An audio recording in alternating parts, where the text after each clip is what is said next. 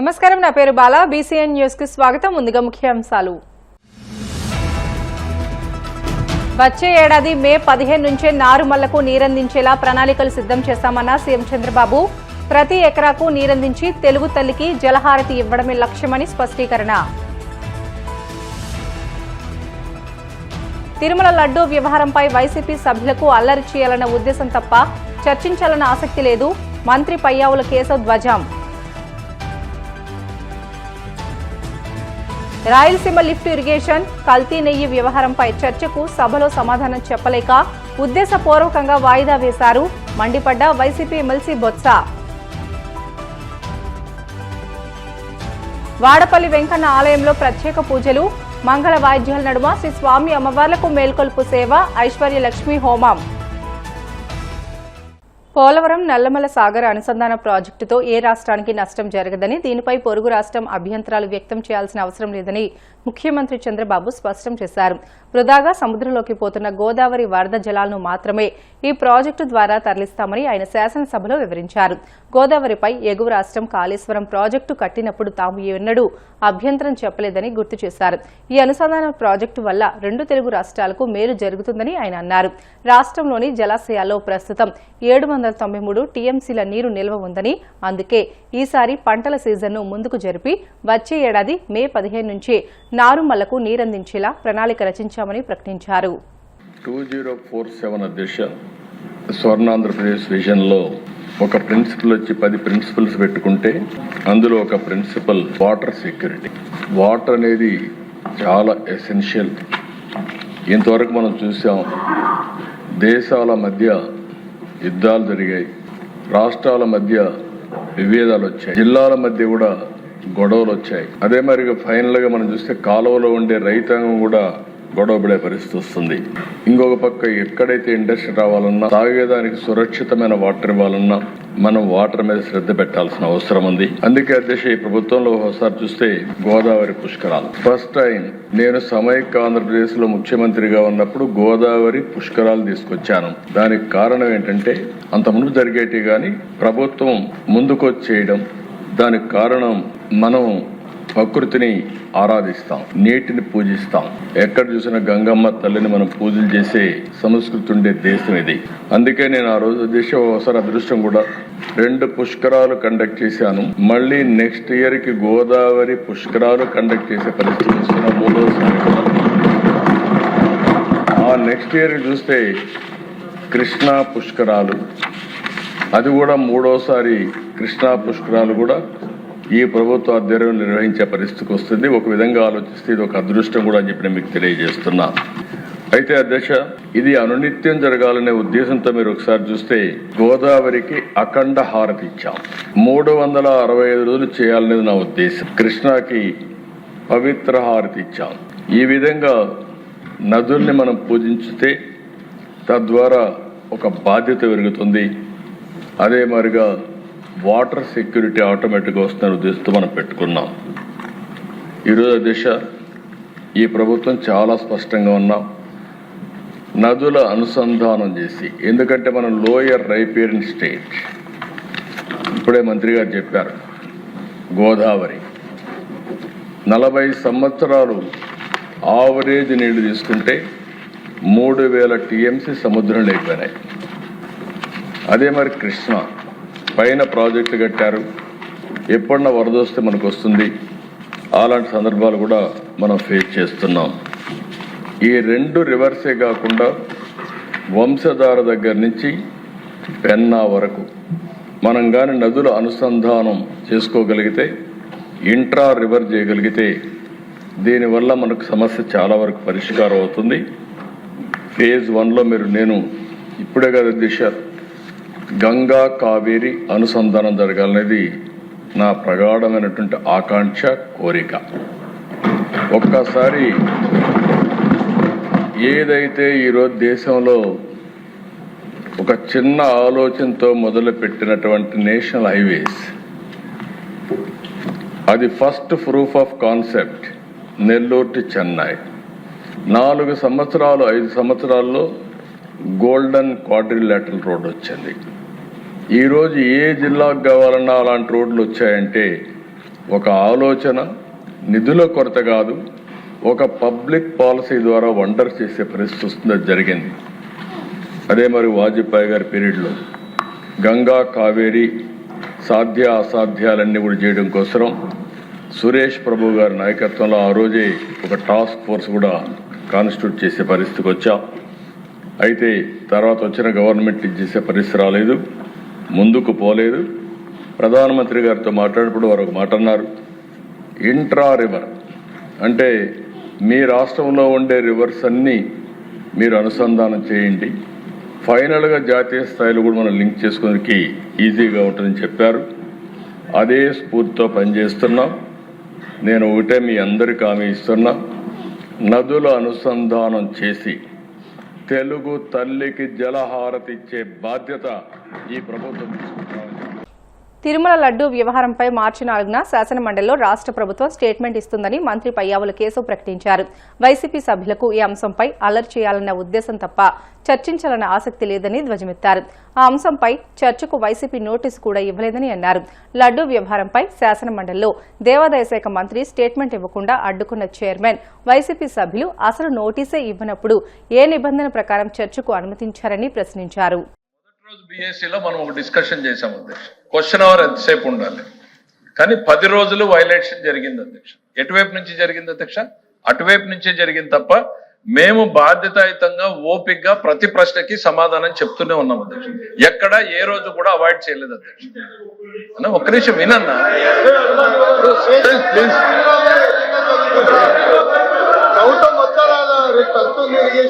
ఒక్క నిమిషం సరే మాట్లాడుకోండి. మీరు చైర్మన్ ఇప్పుడు చైర్మన్ సార్ ప్రతిరోజు కూడా నిన్న మొన్న కూడా తమ దృష్టికి తీసుకొచ్చారు. మొదటి రోజు మనం హౌస్ లో మాట్లాడింది ఆ హౌస్ లోను ఈ హౌస్ లోను 1 అవర్ క్వశ్చన్ అవర్ జరపాలి, దాని పేరే క్వశ్చన్ అవర్. వైలేషన్ వచ్చింది. సరే మీరు ప్రాధాన్యత అనుకున్నారు, ప్రభుత్వం సిద్ధంగా ఉంది కాబట్టి చేస్తున్నాం కాబట్టి మేము చెప్తా పోతా ఉన్నాం అధ్యక్ష. ప్రతిరోజు ఎక్కడ కూడా డివేషన్ ప్రశ్నలు అడిగేటువంటిది వాళ్ళు అడిగినప్పుడు ఈ ప్రశ్నకు సమాధానం ఏం చెప్పాలి అనేటువంటిది వాళ్ళు డిసైడ్ చేయరు అధ్యక్ష, ప్రభుత్వం డిసైడ్ చేస్తుంది అధ్యక్ష. వాస్తవాలు ఏంది అనేటువంటిది ప్రభుత్వం చెప్తుంది. వాళ్ళు వినాలనుకున్న సమాధానం చెప్పడానికి మేము ఇక్కడ లేము అధ్యక్ష. వాళ్ళు ప్రశ్న వేసే ముందు వాళ్ళు ఆలోచించుకోవాలి. ఈ రాయలసీమ ఎత్తిపోతల పథకం మీద అడిగితే ఇది తిరిగి మన మెడకు చుట్టుకుంటుందా లేదా అన్నటువంటి ఆలోచన వాళ్ళకు ఉండాలి అధ్యక్ష. లేకుండా ప్రశ్నలు వేసి వాస్తవాలు వినడానికి వాళ్ళకు ఓపిక లేకుండా పోతే దానికి మేమెట్లా బాధ్యులం అధ్యక్ష? ప్రశ్న వేసే ముందు ఆలోచించుకోవాలి. ఇందులో దోషులు ఎవరు, తప్పు చేసింది ఎవరో, సమసాక్షిగా నిజాలు వెలుగులోకి వస్తే ఎవరు ఇబ్బంది పడతారని వాళ్ళకి వాళ్ళ నాయకుడి మీద ఏ రకమైనటువంటి చిత్తశుద్ధి ఉందో ఇవాళ అర్థమైంది అధ్యక్ష. సమసాక్షిగా జగన్మోహన్ రెడ్డి గారు రాయలసీమకి ఏమీ చేయలేదు అని ఈరోజు వైఎస్ఆర్సీపీ నిరూపించింది అధ్యక్ష.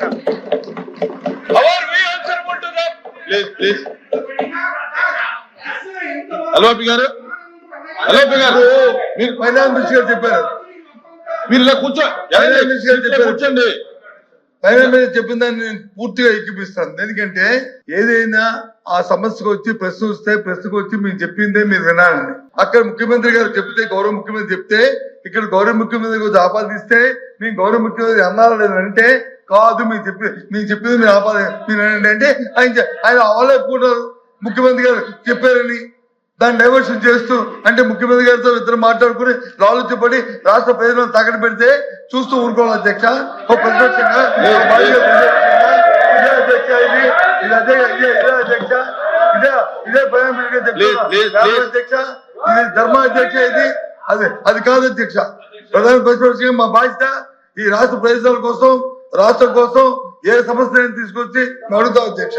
కానీ వాళ్ళు చెప్పిన వచ్చి మీరు చెప్పిందే మీరు రానంటే, మీరు చెప్పిందే డైవర్షన్ చేయాలంటే ఇది ధర్మం కాదు కదా అధ్యక్ష. ఆయన చెప్తుంది అన్నమాట మీరు చెప్పిందే కదా, మీరు చెప్పిందే బాగోడు ఏం చేస్తాం, బాగోడు ఏం చేస్తాం, బాగోడు ఏం చేస్తాం, బాగోడు ఏం చేస్తాం.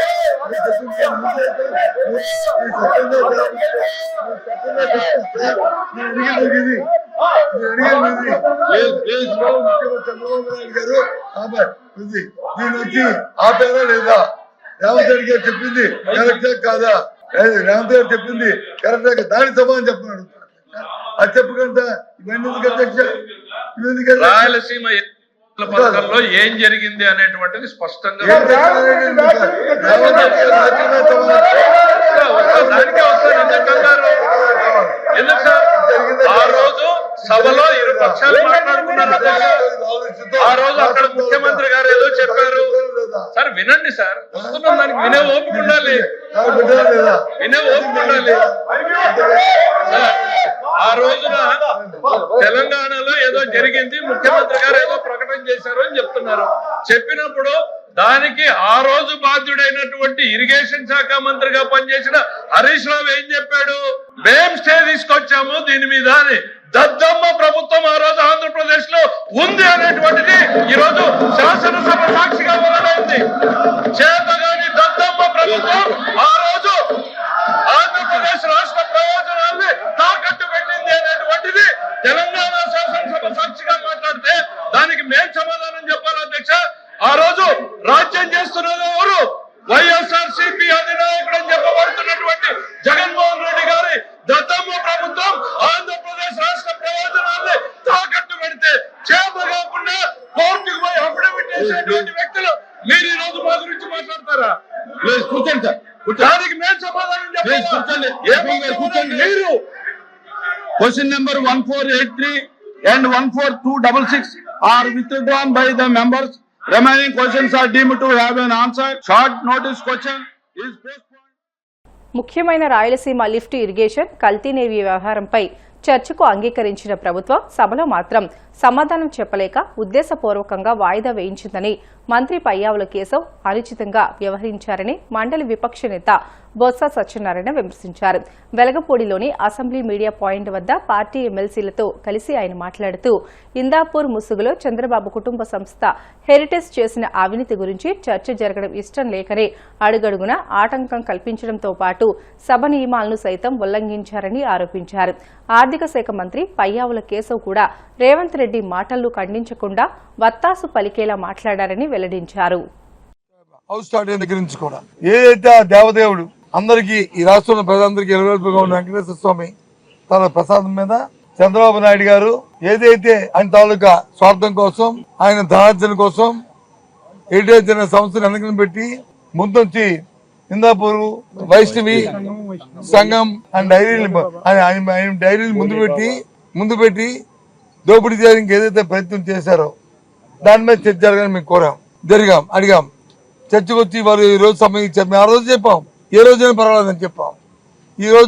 ఆ రోజు బీఎస్సీ మీటింగ్ లో చర్చించడానికి సమయం ఇచ్చారు. మీ లేచి మా స్పీకర్ గా వచ్చి మా సభ్యుని వచ్చి మాట్లాడడానికి అవకాశం ఇస్తే వాళ్ళు వచ్చి కాదు క్వశ్చన్ అవ్వాలని ముందు గొడవ పెట్టారు.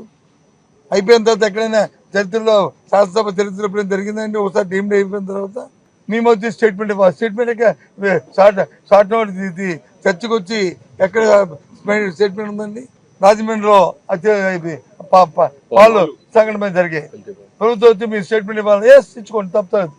ఇది బీఎస్సీలో చర్చ జరిగిన తర్వాత బీఎస్సీలో షార్ట్ డిస్కషన్ జరగాలని అని డిసైడ్ అయిన తర్వాత ఓకేనండి ప్రభుత్వం వచ్చి ఏ రకంగా చర్చకి వాళ్ళకి స్టేట్మెంట్ ఇస్తారండి? అక్కడ సమాధానం చెప్పండి ప్రభుత్వాన్ని. మాకు అభ్యంతరే, ప్రభుత్వానికి పూర్తి స్వేచ్ఛ ఉంది, చెప్పే బాధ్యత ఉంది. మేము దాన్ని సమర్థిస్తాం, పూర్తిగా కూడా కోఆపరేట్ చేస్తాం. అంతేగాని వీళ్ళు వచ్చి చట్టాన్ని చేతిలో తీసుకొని, రాజ్యాంగాన్ని చేతిలో తీసుకొని, అధికారం ఉందా కదా అని సభను వచ్చి చేతిలో తీసుకొని చైర్మన్ గారి మీద వచ్చి నానా మాట్లాడుతూ అభ్యర్థింగ్ చేస్తూ ఇది చాలా ఆక్షేపణీయం. రాష్ట్ర ప్రజలు దయచేసి చూడండి, ఏదైతే చంద్రబాబు నాయుడు గారు జంతు కొవ్వు ఉన్నదని చెప్పి ఏది చెప్పారో సిబిఐ రిపోర్ట్ లో లేదని చెప్పింది. ఏ రకంగా దేవదేవుడి తాలూకా ధనాన్ని భక్తి దాన్ని దోచుకు తింటున్నారో ఆలోచించమని చెప్తున్నారు. చేయడానికి ప్రయత్నం చేసిందో ఈ కూటమి ప్రభుత్వం ఆలోచించమని చెప్తున్నాను. ఇది వాస్తవం కాదా? కాకపోతే ఎందుకు చర్చించడానికి భయపడ్డారు?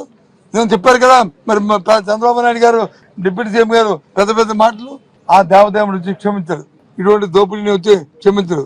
నీది అధికారం ఉంది కాబట్టి అధికారంతో ఈ 2 సంవత్సరాలు మీరు వచ్చి వెళ్ళొచ్చు, కానీ ఆ దేవదేవుడు మాత్రం మిమ్మల్ని క్షమించరు. వాకౌట్ ఎప్పుడు చేస్తారు? ప్రజాస్వామ్యంలో ఏదైతే అసత్యాలు చెబుతూ, సత్యదూరమైన మాటలు చెబుతూ, బుల్డోజ్ చేస్తూ, ఉన్నవి లేనివి లేని చేస్తూ అలాంటి సందర్భాలు ఒకటి చేయలేదు మేము. మీరే పోడియం దగ్గరికి వచ్చి గొడవ పెట్టి ఇవాళ వచ్చి హౌస్ అడ్జెంట్ చేసి రూలింగ్ గవర్నమెంట్ ఎప్పుడైనా సరే సార్ డిస్కస్ ఆ డిమాండ్ చేయడం చూసామండి. ఇది కొత్త సాంప్రదాయం తీసుకొస్తున్నా, ఇదే ధర్మం. తిరిగి పైపెచ్చు చైర్మన్ గారి మీద వచ్చి లేనిపోయి మాట్లాడతారా? ఇదే సంస్కృతి, ఇదే సంస్కారం. అది తప్పు కదండి. మాటలు చెప్పండి. రేపు మళ్ళీ ఉంటుంది, రేపు హౌస్ చేయమండి, అప్పుడు మళ్ళీ మాట్లాడతాం. డిస్కస్ లఘు చర్చ ప్రారంభమైన తర్వాత మా పార్టీ శాసనసభ్యుడు చంద్రశేఖర్ రెడ్డి గారికి మైక్ ఇచ్చిన తర్వాత ఆయన మాట్లాడుతూ ఉంటే నాకు విశేషమైనటువంటి అనుభవం ఉంది. నేను అనేక సార్లు శాసనసభ సభ్యుడిగా ఎన్నికయ్యాను. నేను శాసనసభాపక్ష మంత్రిగా కొనసాగుతున్నానని చెప్తున్నటువంటి పయ్యావుల కేశవ్ గారు లేచి లఘు చర్చకు సంబంధించి మంత్రి గారు స్టేట్మెంట్ ఇస్తారట. మంత్రి గారు స్టేట్మెంట్ ఇచ్చిన తర్వాత మిగతా వాళ్ళు మాట్లాడారట. అసలు ఏంటి దౌర్భాగ్యం అని అడుగుతా ఉన్నా. నీ ఎందుకు అంత భయపడుతున్నారని అడుగుతా ఉన్నా. ప్రతిపక్ష పార్టీగా ఈ రోజు రాష్ట్రంలో కాదు, ప్రపంచ వ్యాప్తంగా ఉన్నటువంటి కోట్లాది మంది హిందూ భక్తులందరూ కూడా ఇవాళ శాసన మండలిలో ఏం జరగబోతా ఉంది, వాస్తవాలు బయటికి రాబోతా ఉన్నాయని టీవీలు కతుక్కొని కూర్చున్నారు చూస్తానికి. చరిత్రలో ఎప్పుడు లేని విధంగా మంత్రులు సైతం కూడా మంత్రులందరూ కూడా లేచి ఆందోళన చేస్తా ఉన్నారు. వారితో పాటుగా శాసన మండలి సభ్యులు ఆందోళనలో పాల్గొన్నారు. కార్యక్రమం ప్రారంభమైన తర్వాత అసలు ఎక్కడైనా కూడా మంత్రి గారు స్టేట్మెంట్ ఇస్తారని చెప్పి లేచి అడగటం అనేది ఏ సందర్భంలోనా ఇటువంటి పరిస్థితులు ఉత్పన్నమవుతాయా? కేవలం తెలుగుదేశానికి సంబంధించినటువంటి నాయకులు వాళ్ళు ఆలోచన చేసుకున్నారు, అనేక సమావేశాలు ఆనబెట్టుకున్నారు, ఆలోచన చేశారు. ఇవాళ ఈ చర్చ కొనసాగితే ఈ ప్రభుత్వం బండారం బయటపడుతుంది. బ్రిటన్ షార్ట్ బ్రేక్ తీసుకుందాం. Stay with us.